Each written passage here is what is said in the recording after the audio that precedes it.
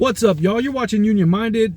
I'm your host, Eric, and today we are going to check out two stories that perfectly illustrate how the Democratic leadership has no idea what the hell they're doing in fighting back against this fascist takeover, and how unions lack proper leadership because we're doing something that's also mind-bogglingly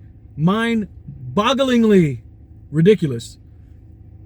And it just needs to be talked about because it's frustrating as hell as somebody who is an active fighter against the oligarchy, against the kleptocracy, against the billionaire class that is robbing, stealing, and screwing all of us. As somebody who fights actively almost every day against these folks, it is incredibly frustrating when those who are supposed to represent our values kowtow and cuck themselves to the very same billionaires who are screwing us daily right now.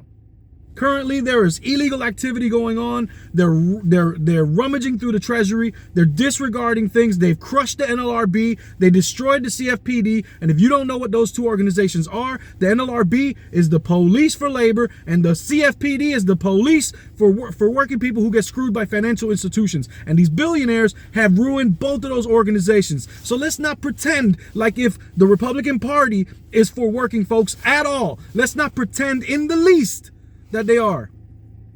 But what's worse is the Democratic leadership has no idea how to fight back. And unions right now, I'm telling you, I am frustrated beyond belief because they're about to do something that is completely antithetical to fighting back. Let's dive in. Political reports. This is from 3 days ago. Hakeem Jeffries met privately with Silicon Valley donors in bid to mend fences. Mend fences with who? The billionaire donor class that is currently screwing us? That's who you want to go mend fences with? What are you thinking? Oh, you're not thinking. Right, because all you want is money. You don't really care about winning. You're paid opposition. You're paid to lose. If you really cared about winning, you wouldn't be sucking up to rich folks in Silicon Valley when you know working people are not for that. But I digress. Let's dive in. Democratic House leader Hakeem Jeffries quietly met with more than 150 Silicon Valley-based donors last week in California, an early step in Democrats' effort to repair relationships with a once deep blue constituency. Oh, were they deep blue? The meet and greet in Tony Los Alto Hills came at a precarious moment for Democrats in the tech world, which has lurched rightward in the second Trump era. The world's wealthiest tech mogul is upending Washington, and Democratic leaders are facing criticism from their own base for their halting response. Entrepreneurs from Musk to Meta's Zuckerberg and venture capitalist Mark Anderson, all once card-carrying Democrats, are now aligning themselves with Trump. In Northern California, Jeffries and Rep. Sam Liccardo, the freshman Democrat who represents part of Silicon Valley, were working to stem further defections. Man, let them go. Let the rich donors go. Follow Bernie's blueprint. Bernie showed you the blueprint. Only problem was the Democratic establishment screwed Bernie because they were sold out long ago to rich folks and donors. They've been sold out to rich folks and donors. And just like the GOP is bought and owned by rich folks and donors, the Democrats would love to be in that position as well. At least the mainstream corporatist establishment Democrats. Oh, how they love rich folks to drizzle on them. They love it. They get on their knees. Please drizzle on me some more. Oh, my king, my lord. Bunch of cowards and cucks. The singular focus was, how do we ensure Silicon Valley remains with Democrats? Yo, screw Silicon Valley. Let the Republicans have them, you morons. Jeffries, man, what are you doing? The other day I saw a video of him and he's like, we have no leverage. What are we supposed to do? When Obama won a supermajority in 2008, did you hear any Republicans go, we have no leverage. They have a supermajority. We have to let them legislate. It's their government. No. Mitch McConnell and his little cronies went in a back room and said, we're going to make everything fail. We're going to make him a one-term president. They didn't look at a supermajority and go, oh, well, I guess there's nothing we could do. But Democrats are constantly apologizing and finding ways to lose even when they win. Even when they win and they got all three houses of the government, they still like, oh, we got to work with the Republicans. Why? They never work with you. Oh, because it's all a charade. It's all a farce. That's why I keep telling you guys, the power is in the people and the politics we address, and we're the ones that have the power. We just have to organize. We have to organize. We have to get out there in the streets, organize, and push back.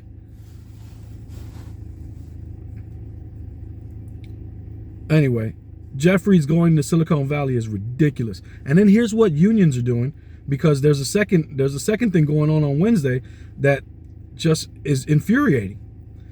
Again, the NLRB was destroyed. The CFPD destroyed. Department of Labor, they tried to go in there and rank and corrupt the files. The Treasury, they went in there and messed with the file. This is all stuff that goes against working folks to help rich folks steal money. That's all it is. That's all that's going on. All of the hoopla, all the extra stuff, all the undocumented wrangling up and ICE raids and all of this stuff that's getting us crazy is just meant to distract so that they can loot the Treasury and make the corrupt deals. They have corrupted the government beyond corruption. And you got morons like Joe Rogan talking about Bernie Sanders is a corrupt fake politician. Man, get the hell out of here, you meathead. Your brain isn't even working. It's just a bicep in your head. You don't even have a brain. You have a bicep in there just pumping, because you can't figure out a thought. Freaking idiot. All right, let's jump in. Can Trump bring unions into the GOP fold? His labor nominee presents a major test. This is from the Associated Press. President Donald Trump has repeatedly challenged Senate Republicans with his cabinet picks, but his nomination of Lori Chavez DeRemer for Labor Secretary may be proving the hardest for many to accept. DeRemer, a former congresswoman from Oregon, hardly cuts the profile of a traditional Republican nominee. She's the daughter of a lifelong Teamsters member. She's a small business owner who served as the mayor of a fast-growing suburb in liberal Portland, Oregon. And in the House, she co-sponsored legislation championed by America's labor unions. Let me explain something to you. This is politics. You know why she lost her election? Because she championed the PRO Act. But guess what? You know why she championed the PRO Act? Because she knew it wasn't going anywhere. I thought that this pick was a good pick initially a while back. And it's not a bad pick, right? She picked the PRO Act. She's all about the PRO Act, right? But think logically. What is this, bro? What is she gonna do? Let's say she gets into the Department of Labor. You already destroyed the National Labor Relations Board. You already went after the CFPD. You really think that the Trump administration is gonna allow for Chavez DeRemer to do anything positive for working folks? You really think that? Trump and Musk were clowning about Musk's firing of striking workers because he doesn't respect workers. They were laughing about it. You really think this pick is gonna make a difference? To the point that you're organizing folks to go out there and sit in on the hearing and support this pick as if that's going to do something? You guys don't get it. You don't get the position you're in. You don't get the position that the country is in. You don't get it.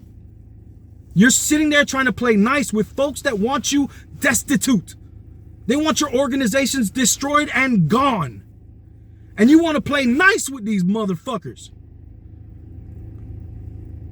Man, I'm telling you, I can't even express how angry I am at the decisions that so-called leaders are making to sit there and try to be friends with the fascist GOP, which is on the verge and in the process of destroying the working class and the middle class and just obliterating it.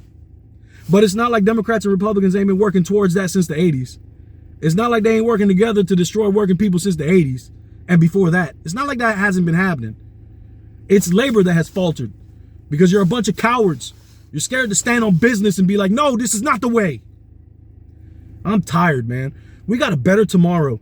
But man, if y'all don't buy into this whole idea that the rank and file has to come together and understand who our enemies are and fight back, we're all screwed. My name's Eric. You're watching Union Minded. Remember, the fight's not left and right. It's up and down. It's going to take solidarity to win always. Each one teach one. Get out there and reach one. And remember, there can be no union without you and I front and center. So let's go.